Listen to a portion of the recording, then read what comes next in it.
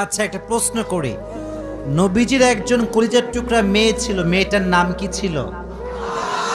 মাশাআল্লাহ, তোমরা তো খুব ভালো জানো। নাম কি ছিল? ফাতেমা। মাশাআল্লাহ। ফাতেমার দুটি সন্তান ছিল, এক হচ্ছে হাসান আর এক হচ্ছে ফাতেমার একজন স্বামী ছিল, স্বামীর নাম কি ছিল? দেখছেন কত অ্যাক্টিভ শ্রোতা আমার। মাশাআল্লাহ।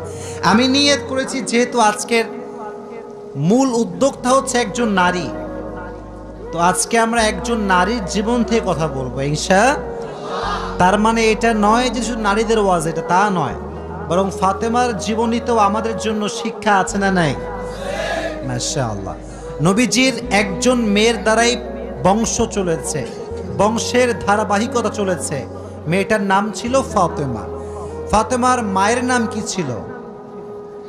খাদিজা। বলেন, নাম ছিল কি? ইসলামে সর্বপ্রথম নারী যে ইসলাম ধর্ম গ্রহণ করেছিল তার নাম কি ছিল? খাদিজাতুল কুবরা রাদিয়াল্লাহু তাআলা আনহা। মাশাআল্লাহ।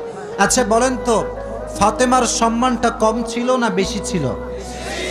নবীজি বলেছেন জান্নাতে সর্বপ্রথম যেই নারী প্রবেশ করবে এবং জান্নাতের সমস্ত নারীদের যে সরদারিনী হবে তার নাম হচ্ছে ফাতেমা রাদিয়াল্লাহু তাআলা আনহা। সুবহানাল্লাহ পড়ায়। নবীজি বলেছেন যে ফাতেমাকে কষ্ট দেয় সে আমাকে কষ্ট দেয়, যে ফাতেমাকে ভালোবাসে সে যেন আমি নবীকেই ভালোবাসে। সুবহানাল্লাহ পড়ে। এটা হচ্ছে ফাতেমা রাদিয়াল্লাহু তাআলা আনহা।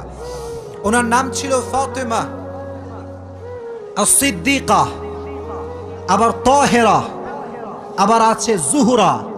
এক এক জায়গায় একটা উপাধি এসেছে, তবে ফাতেমার সম্মানকে আকাশচুম্বী সম্মান করে দিয়েছে একজন। জবান খুলে বলেন তিনি কে?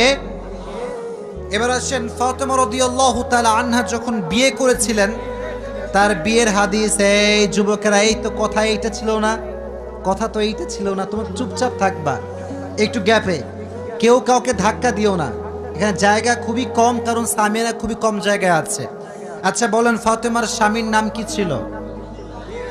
বলেন না, নাম কি ছিল? আলী রাদিয়াল্লাহু তাআলা আনহু।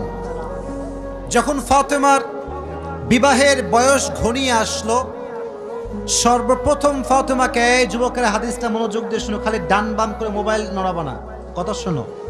ফাতেমার বিবাহের জন্য সর্বপ্রথম যিনি বিবাহের প্রস্তাব নিয়ে এসেছিলেন তার নাম হচ্ছে আবু বকর। তার নাম কি? আমাকে জবাব দিবেন, তার নাম ছিল কি? ইয়া রাসূলুল্লাহ, আমি আপনার মেয়েকে বিয়ে করতে চাই, আপনার পারমিশন আছে